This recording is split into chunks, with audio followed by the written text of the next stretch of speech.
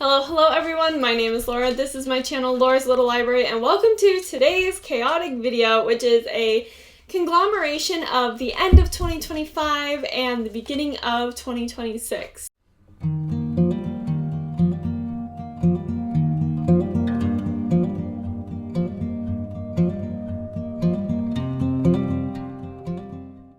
I took an unintentional hiatus these past couple of months because, as I did say in an update video, that I was moving to a different region within the United States, and that went well and fine, and I started grad school, and I was really enjoying grad school, but then chaos ensued a little bit because what happened is that we moved to an apartment. It was a really nice apartment, and then we decided we were going to move somewhere else that was actually outside of the city that we were going to, and it was going to be a better living situation for us. It was going to be right by my partner's work. It was all around the best choice we could have made, except for the fact that the day before we were supposed to move in, they said, "Just kidding, you can't move in. This unit is not ready, and we don't know you." And I was like, oh, okay. That was bad. So basically, long story short, we had to move from our nice one-bedroom apartment into a camper last minute because the apartment that we were supposed to move into fully fell through the day before. And it's not like an apartment situation. It was not a traditional apartment situation. I mean, it is an apartment that was owned by a nonprofit. So like it's just been this whole different journey, things like that. So we are currently living in a camper. It's where we currently are, but we are not going to be here hopefully long term. We don't really know. There is still a possibility that we can move to an apartment in about a month or so, but for now we're in the apartment. We're in the camper. The camper is going great, and I've really missed making videos and doing all this kinds of stuff, and so I'm like, now that I have time on my hands, I'm going to start making videos again, and we're just going to kind of roll with the punches with the camper. So like for my background, I don't really have like the nice like bookshelf background or anywhere to film, and sound might be a little difficult to control because we are now in like close quarters with the kitties, but we're making it work. It's going great. So yeah, I just kind of have my books out. I only have a TBR's cart worth of books out because I could not take everything. So we're doing what we can. We might move again. It might be chaotic again. I'm not going to promise to posting regularly, but I am going to do my best. So let's talk about the results of 2025 for me. I read 92 books, which is really good. I'm really happy with that number. Normally every year I try and aim for about 100 books. This year I fell a little short, but again, with just all the chaos and starting grad school, I'm surprised that I was able to get to 92 books. So there's that to look upon. And honestly, I think I read a lot of really good books as opposed to like not very good books.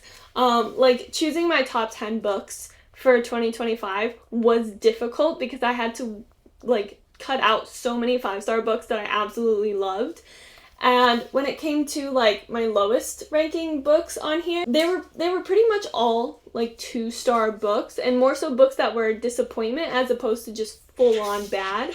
So I take that as a win. Overall, it was a very good quality reading year. So I'm very happy with that. Hopefully I can do that again in 2026. Some of the goals that I had for 2025, I actually kind of was able to meet. Like one of them was to kind of finish or reduce my physical TBR. I don't think I'm ever going to get to a point where I've read every single book that I own just because I'm going to be buying new books. So like I wanted to reduce it to kind of be between 5 and 10 books on my shelf that I haven't read, and I think I've pretty much accomplished that. I did just recently do a haul, so it is kind of in that little flux area, but I no longer have like half a shelf's worth or like 20 plus books that I own that I hadn't read yet. So I take that as a win.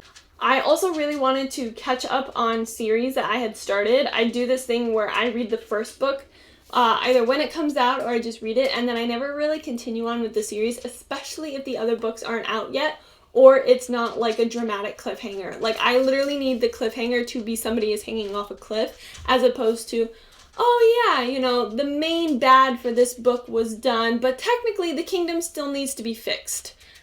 I mostly just infer that like we we beat the big bad, and so you can just fix the kingdom. Like, that's fine. There's no plot there. You just fix it. So I have not made any progress on any of the series that I have started previously.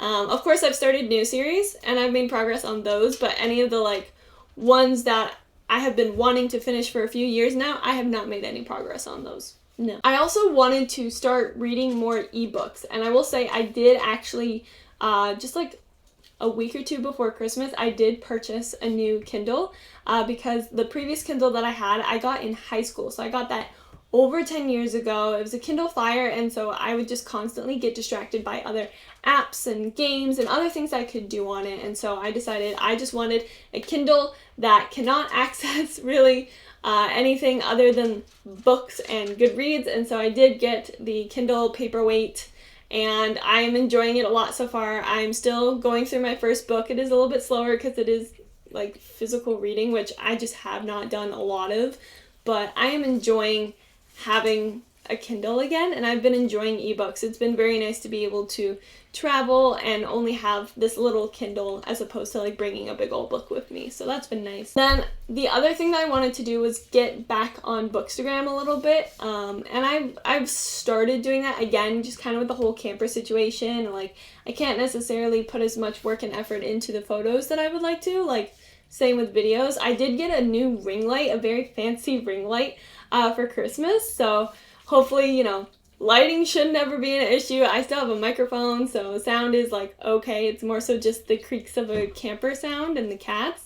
But I am slowly trying to increase my quality for both videos and photos, and so hopefully that is a goal I do want to carry into 2026. And so some of the goals that I have for 2026 are very simple. Again, I always like to read 100 books, so I'm going to try and read 100 books. I've already read 3 books this year, and it is January 7th. So I'd say I'm doing pretty good on that front. We just want to have a more stable living situation, and then I can like actually start working towards some of these goals, because really the living situation is just the top priority at the moment. But, you know, read books on my ebook, make sure to keep my physical TBR low. I would love to focus on those series again, but we'll see.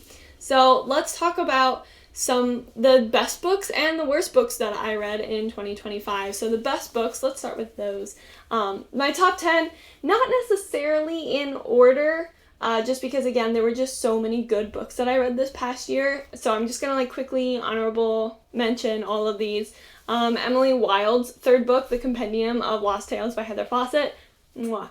Absolutely loved it, adored it. It kind of makes me want to reread the series again, especially the second book. I feel like I did not give the right amount of energy and brain space to the second book, but this third book just like got me all kinds of emotional with just the focus on storytelling and things like that. So I won't spoil it if you haven't read the third one or the series at all, but I absolutely loved it. I also read The Spell Shop by Sarah Beth Durst. I read The Spell Shop, and I actually read The Enchanted Greenhouse. I believe I read both of those this year. I feel like I thought I had read The Spell Shop in 2024, but I think I read it early 2025. Again, super cozy fantasy. Absolutely loved it. Really looking forward to the next book. And that does remind me that I do want to do kind of books that I'm anticipating coming out in 2026, so hopefully that will be one of the next coming videos to come. Oh, I reread A Study in Drowning by Ava Reid because the second book, Ethereal Dreaming, has come out, and I liked A Study in Drowning so much more this time. And again, I think it was an issue of I did not give time and attention to A Study in Drowning when I was first reading it. Like, I was prone to zoning out. I had other tasks that I was doing that actually needed more focus than I thought I did. Because I'm pretty sure I read that book as an audiobook when we were packing up our house in our home state in order to make the move here. And so I think I was just a little too preoccupied with like what things are going to stay in the house and what things need to move with us. So I reread A Study in Drowning and I loved it. I am so excited to pick up Ethereal Dreaming, and there's even like a little novella that goes with them as well. It's like something about Archives of Love or something. Romance Archive. I mean, it's right behind me. Yeah, An Archive of Romance by Ava Reid. So I'm really looking forward to reading those as well. I read Beg, Borrow, or Steal by Sarah Adams. This is the newest in the Beg, Borrow, or Steal is her newest book, and I am so excited for the fourth one, but also I don't want it to end, so I have mixed feelings about that, of course, but I did really like Beg, Borrow, or Steal. I think I gave it 5 stars. I was kind of teetering with like 4.5 and 5 stars, but I did really like the banter between the characters and everything happening, so that was like, oh, so wonderful. The Grandest Games by Jennifer Lynn Barnes. I didn't have the highest hopes going into this book, and so it surprised me in a good way, which is why it's on like one of my favorites lists. Just because after reading like the original trilogy, I was like, oh, this could probably get really boring with the more books and the additions and everything like that. But no, this surprised me. I'm not necessarily the biggest fan of the characters, but I think they really grew on me by the end of it, and I enjoyed the puzzles, and I thought it was easy to understand the logic of the storyline, and that the puzzles were a lot of fun to figure out and read with them. Throne of Secrets by Carrie Maniscalco. Loved it. I just love everything that Carrie Maniscalco has been writing. She just tickles my brain in all the right ways for like hardcore adult romantasy. So I've been enjoying that, and I cannot wait for Throne of Nightmares next year, or this year. Also, A Dark and Secret Magic by Wallace Kinney. This was another one that kind of snuck up on behind. I thought it was just going to be like a nice little cozy, like spooky season romance fantasy kind of thing, and then I ended up just absolutely adoring it and devouring it, and I really want to purchase this one and put it on my shelf, and so that was kind of like a huge surprise. I don't necessarily love purchasing kind of like the very holiday specific like romances or cozy fantasy romance, just because like they're so seasonal specific that I love them in that season, but then going forward it's like, oh yeah, that's just kind of there. But like I do have a little Christmas section and a little spooky season section on my shelf, and so Dark and Secret Magic is definitely one that I would want to have on the spooky season section. Also, Apprentice to the Villain. I've been following Hannah Nicole Mayer on TikTok and things like that since before the books came out, and I think that's really enriched my experience in reading these books. I love them to bits and pieces, and the newest one is out and I haven't read it yet, but I am really excited to pick it up. The Rule Book by Sarah Adams. That was another thing. So Sarah Adams, I read all of her backlog this year because I just wanted more of her, but I had read all of her like the Rome, Kentucky series, so I decided to go back. And I started with the first book that she published and went through all of them in order of publication just to see how her writing would grow, and I am really glad that I did it that way because it was a lot easier to be like, oh yeah, this was her first book. Her writing is gonna get better even if I don't love it in this one. But the Rule Book, like the 2 sports romances, I was shook. I was so happy that I enjoyed them so much. It is still really cool to see how she's grown even since then, but like the Rule Book, I'm trying to get my partner to read. I really want my partner to read the Rule Book. So the last one that made the list of the top 10, again, there were so many good books that I read this year, but that was A Forgery of Fate by Elizabeth Lim. Again, Elizabeth Lim is one of those auto-buy authors. I love how she focuses on mythology, but then just makes the story like fresh and alive and new. I mean, I just love mythology, and I just think that she writes it so well, so I loved this one, of course. So I'm just going to really quickly go through all the worst books of 2025. Again, most of these were rated 2 stars. I don't know if any of them were really rated 3 stars. I think a couple of them may have been. I've got some controversial books on here, so I'm sorry if like your favorite book is on this list. These were mostly books that just disappointed me. I had higher expectations for them, and I just was kind of disappointed with their actual execution. So some of my most disappointing, I should say, reads of 2025 were Great Big Beautiful Life by Henry Henry, Fake It Till You Bake It by Jamie Wesley, Air by Saba Tahir. I actually DNF'd Air by Saba Tahir, I think, because I cannot remember the ending of it. Where the Library Hides by Isabel Ibanez. So excited for that one. Body Check by Elle Kennedy. The Song of Achilles by Madeline Miller. Hopelessly Devoted by Audrey Goldberg-Ruoff. A Grim Reaper's Guide to Cheating Death by Maxi Dara. Guild by Raymond Kennedy, and Mr. Penumbra's 24-Hour Bookstore by Robin Sloan. So most of these books, they did not click with me. So I'm sorry if your favorite was on that list, but that is what it is.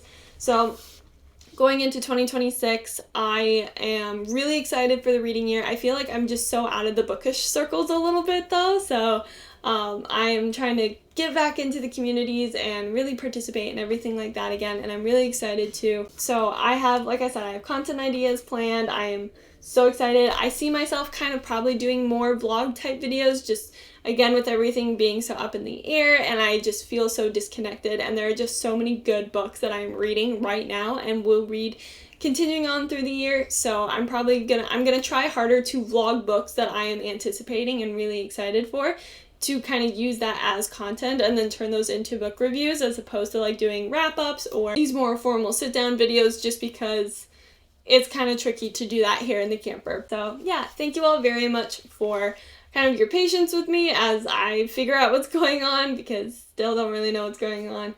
But yeah, so if you are a big reader and you are here for just book talk, like let's be chill, let's chat, let's be friends. Feel free to comment down below how your 2025 was, or what your goals are looking into 2026. If you like bookish content, feel free to subscribe. I can't promise that I will post regularly, but I can promise that I will try.